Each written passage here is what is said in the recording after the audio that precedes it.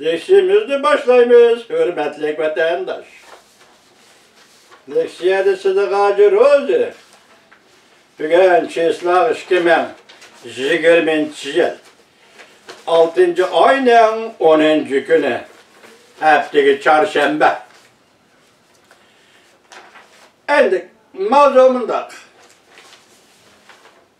Keçirinler vatandaşlar keçirin.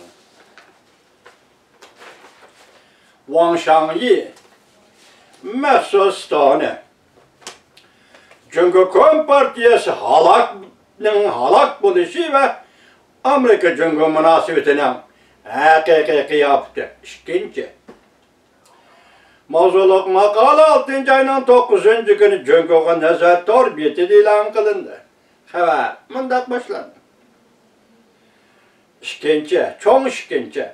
Amerika en çok xaridar ve payçık hissedar devlet. Amerika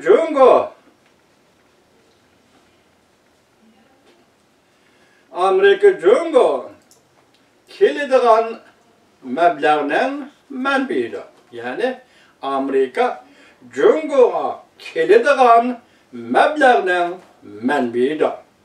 Bu meblağ asaslığı iki taraftan geldi. Biri soda, onun yanı biri pul muamele sistemisidir. Soda taraftan aytganda Amerika Qo'shma Shtatlar Cumhuriyatining birdan-bir ve belki en ahirki ve çoğun xaridoridir. Pul muamele taraftan aytganda Amerika Cumhuriyati payçık ve hissedar devlettir. Ötkende yazgan makalemizde ben qayta mındaq ta'kidlab keldim. Amerika yer şarlaşkan iqtisoddan merkezide turdu. Cumhur hem yer şarlaşkan iqtisoddan muhim tügünüdür. Bu hal savdo ve pul muamele münasebetlerinde gevdilinib turdu. Birinci, birden-bir ahirki çoğun xaridar. 2019 yılı Cumhur'un statistikasiga asaslanganda Cumhur tashqi savdosida ko'rilgan ta'tirpar 400 milyard 200 milyon dollar. Amerika Savdo Ministerligining hisobida Amerikaning Cumhurga qaratgan tashqi savdoda ko'rilgan ta'tirpar 300 milyard 500 milyon dollar. Avrupa İttifaqı'nın statistikasiga asaslanganda Avrupa Cumhurga qaratgan savdoda ko'rilgan ta'tirpar 100 milyard 640 milyon euro. Yavroni dollarga sindirganda 100 milyard 800 milyon dollar. Bu sanda çatak bağı değil mi vatandaşlar? 800 milyon dollar. 2018 yılı Meksika'nın Cumhur savdosida ta'tirpar 760 milyon dollar. 2019 yılı faraz qilingan o'rlash 100 milyard dollarga yaqinlashdi. Kanadaning Cumhur savdosida ko'rilgan ta'tirpar Amerika ta'tirparqining 10dan 1iga to'g'ri keladi. 300 milyon dollar atrofida yuqorqi sonlarni qo'shganda Cumhurning Amerika, Avrupa İttifaqı, Meksika, Kanada qatorliq davlatlar savdosida savdo ta'tirparqi 600 milyard 400 milyon dollar bo'ladi. Agar savdo ta'tirparqini chiqarib aytganda Cumhurning ta'tirparqi 200 milyard 200 milyon dollar bo'ladi.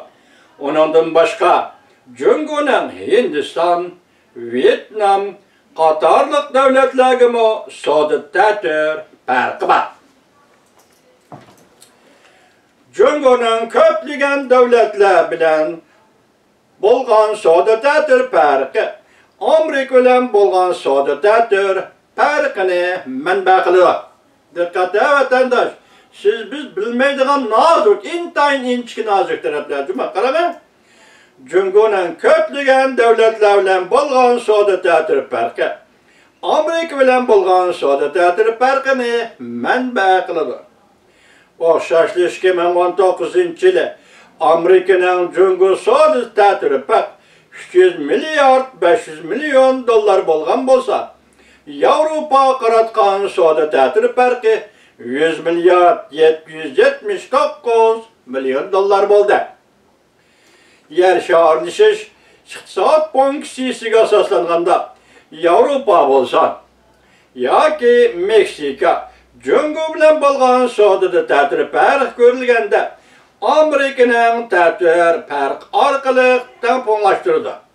Ma davlatlar o'zining ta'tir farqini Amerikaning ta'tir farqi orqali tamponlashtirildi. Undaq bo'lmaydi ekan.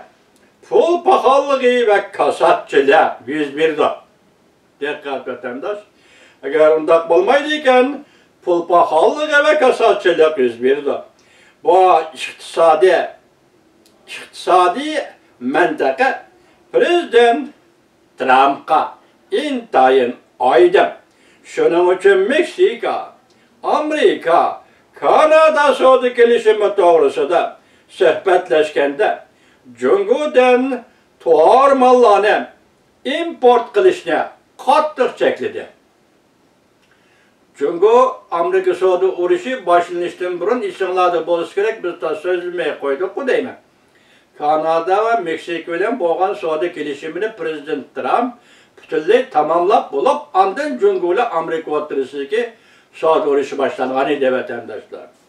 Hozir men nima deydi? Suhbatlashganda bu devletlerinin mesela Kanada, Meksika qatarlıq devletlerinin Cungo'dan import kılmasını, tuar mallarını import kılmasını talep kıldı yoki chekledi. Elbette Cungo'ga ham aydın. Şunun için Amerika Cungo'nun mahsulotlarına hassilab bosh qo'yganda Cungo, Meksika, Vietnam, Hindiston, Avrupa hem de başka şark devletleriga eksport qilishni kuchaytirib, tamoyil bejini aylanib o'tib, Amerikaga eksport qilishni saqlab qoldi. Bu shunday tushunamidim men endi. Gap hozir Amerika bilan soda eksportidan qochib, Xitoy boshqa davlatlarga eksport qilishni tanlab oldi demoqchi bo'lish kerak. Amerikaning Cungo sodasidagi ta'tir farqi Cungo iqtisodiy taraqqiy qilishni yoki gumron bo'lishni belgilaydi. Diqqat vatandosh. Amerika bilan Cungo sodasidagi ta'tir farqi Cungo iqtisodining taraqqiy qilishini yoki gumron bo'lishini belgilaydi. Masala qayerda ekan vatandoshlar? Bu yerda atom bombasi yo'q. Bu yerda vodorod bombasi yo'q. Bu yerda lazer nuri yo'q. Ko'rdingizmi? Amerika Qo'shma Shtatlari shu ta'tir farq orqali boshqa davlatlardan soda munosabatni saqlab kelyapti deydi. Lekin bu yerda deydi Amerikaning Cungo sodasidagi ta'tir farqi Cungo'ning iqtisodiy taraqqiy qilishini yoki gumron bo'lishini belgilaydi. Masaladagi vatandosh, agar Prezident Trump qattiq vosita qo'llanadigan bo'lsa, Cungo ve Avrupa'dan keldigan ta'tir farqni bevosita qisqartirdi. Hamda Meksika bilan Kanadaning Cungo'dan import qilishini cheklaydi. Baştakideklar. Cungo'ning eksport qilishi zo'r ko'lamda oziydi. Agar Amerika bu yerda to'xtaydi, davomini anglaysiz vatandosh.